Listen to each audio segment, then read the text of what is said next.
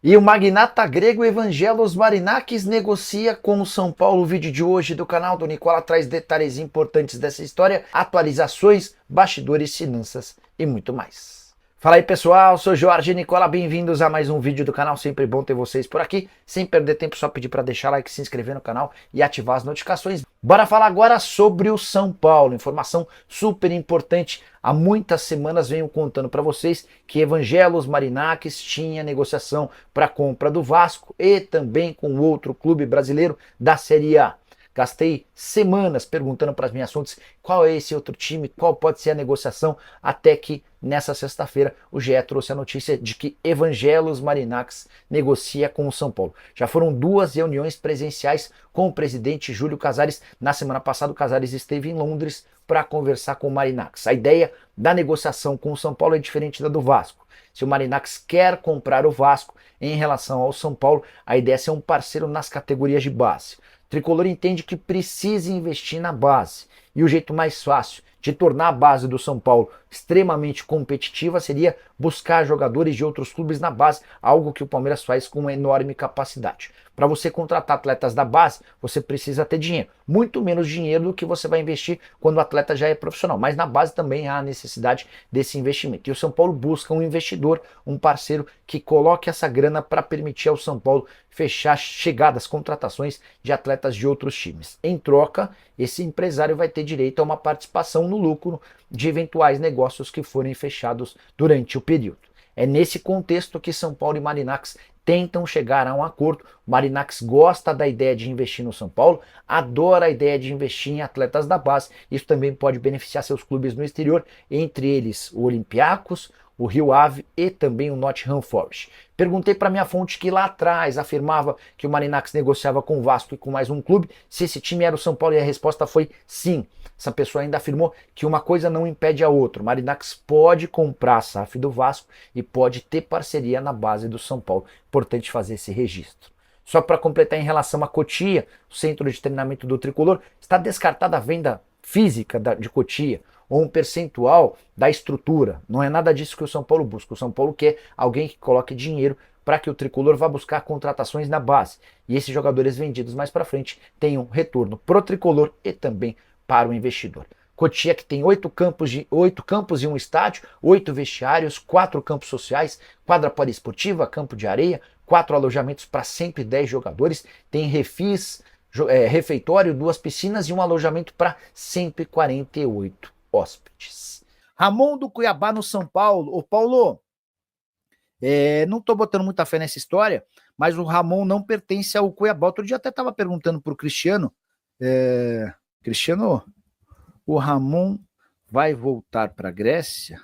Ele estava emprestado pelo que ele tinha me contado. O São Paulo vai fazer um tour em janeiro nos Estados Unidos para passar vergonha fora, então. Que legal. Manda os aposentados para o retiro nada. Quase 3 anos, tem alguns veteranos lá no São Paulo que custam caro.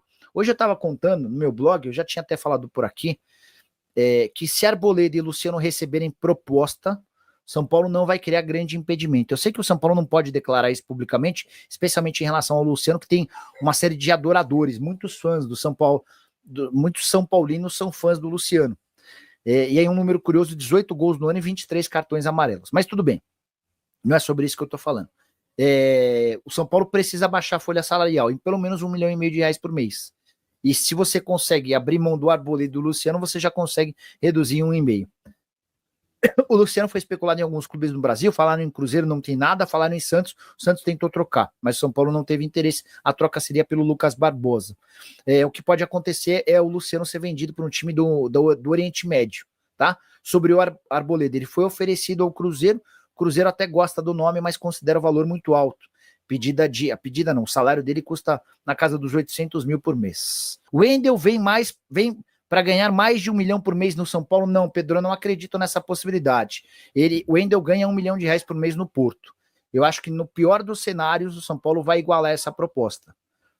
Já existe um acordo entre as partes, eu não sei o número, estou imaginando, até porque o São Paulo não vai ter capacidade para grandes investimentos por conta daquele FDIC. Então não dá para pagar mais do que R$1 milhão por mês por um lateral esquerdo. Já é de fato um salário bem alto, embora façamos a ressalva de que o Wendel até outro dia era jogador convocado para a seleção brasileira, 31 anos de idade, passagem bem considerável no futebol europeu. Ele teve primeiro no Leverkusen por 7 anos e depois no Porto por 4.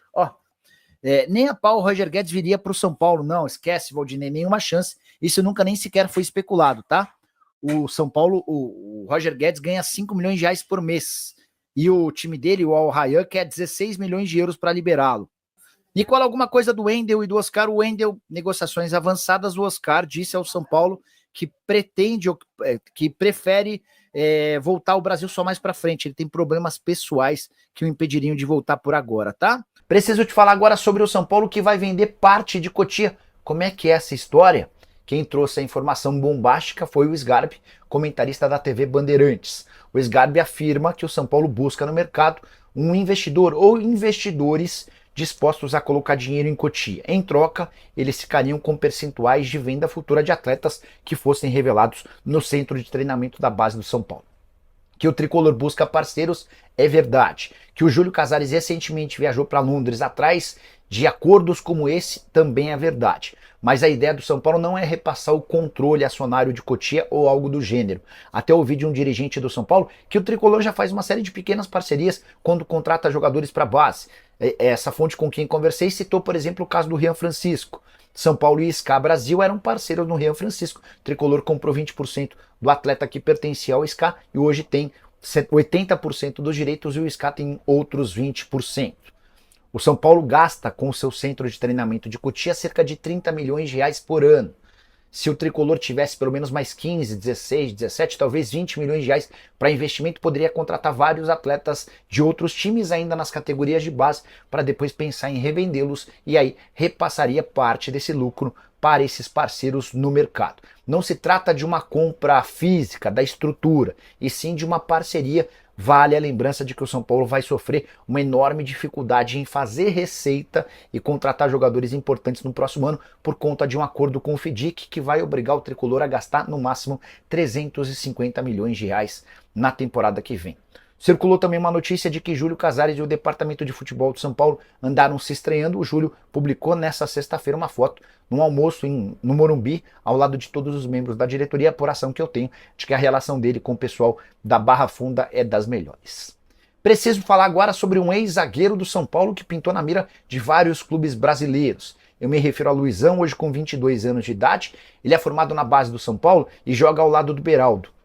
O Beraldo é vendido para o PSG e o Luizão opta por sair do São Paulo meio que pela porta dos fundos e se acerta com o West Ham. Mas na Inglaterra a coisa não andou boa para ele. Ele até hoje nunca atuou no time principal. Todas as partidas no Sub-21, embora seja titular absoluto dessa equipe B do West Ham.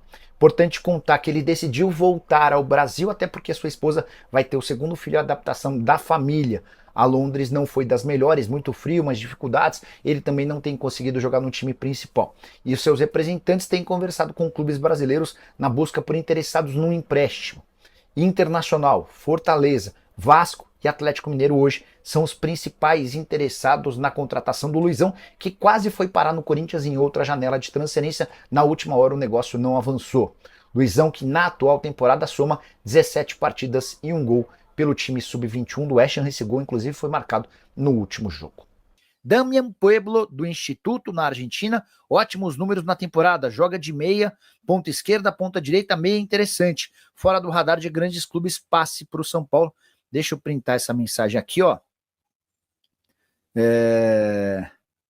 São Paulo que voltou a estaca zero na busca por um camisa 10. Ainda estou tentando checar essa história, mas você, São Paulino, gostaria do Eduardo, que não vai ficar no Botafogo? O Botafogo, vocês devem estar sabendo, anunciou uma relação de atletas que estão fora. Peraí. Mandar.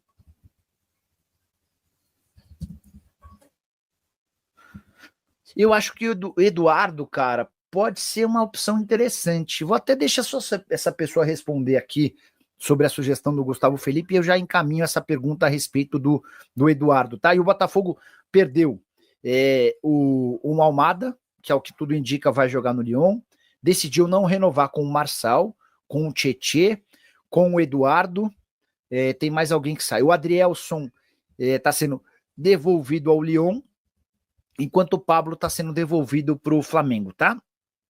Não há ainda uma definição a respeito do Gatito, se o Gatito fica ou não. Então, tem o Oscar Romero também. Então, assim, Almada vendido, Marçal, Tietê, Eduardo e Oscar Romero livres no mercado, não terão seus contratos renovados.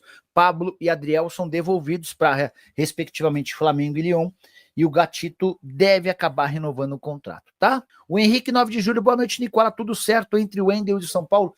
Entre o Wendel e São Paulo, sim, salário, direitos de imagem, luvas e tempo de contrato acertados. Não há uma assinatura, porque o São Paulo ainda tenta chegar a um acordo com o Porto. O Porto não tem muito o que pedir, até porque o Wendel está fora dos planos, jogou só 2 partidas na atual temporada, mas a ideia do Porto era tentar alguma compensação financeira. A tendência é que esse acordo aconteça nos próximos dias e na reapresentação do elenco do São Paulo, o Wendel já esteja junto. Por falar em reapresentação, contar que os garotos da base do São Paulo, que foram aproveitados no elenco principal ao longo de 2024, quase todos não estarão na pré-temporada que o time vai fazer nos Estados Unidos. Por opção do São Paulo, somente o William Gomes vai integrar o elenco profissional. Todos os outros vão ser rebaixados para a disputa da Copa São Paulo de Juniores. A gente deve ter um São Paulo bem forte na Copinha, com o Rian Francisco, com o Negrucci, Igão, quem mais? O Henrique, que renovou o contrato recentemente. Toda essa galera vai ficar por lá, tá bom? Família, ficamos aí com o nosso giro de notícias do maior clube do Brasil, claro que eu tô falando do São Paulo. E se você gostou do conteúdo, chega deixando seu like, se inscrevendo no canal, ativando também o sininho de notificação, porque a gente sabemos que é super importante a sua participação. A gente vai ficando por aqui. Um grande abraço aí no seu coração, até o próximo vídeo, sempre mais, vamos que vamos.